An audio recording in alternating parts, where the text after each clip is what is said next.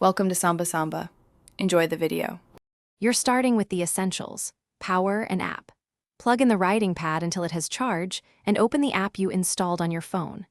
Once done, enable Bluetooth on the phone and give the app location and storage permissions so it can detect the pad and save files.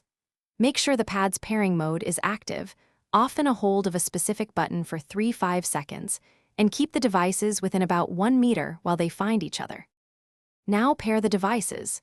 In the app, choose the pad model that appears and tap Connect. If a PIN appears, confirm it on both the phone and the pad. This prevents accidental pairing with nearby devices. Once paired, proceed to calibrate the pen, set tip sensitivity and nib offset so strokes align with the screen. Also set page dimensions or DPI to match your intended export size.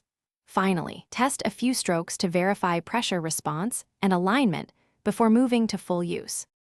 Finish by syncing and saving. Export a test note as PNG or PDF so you confirm resolution and file placement.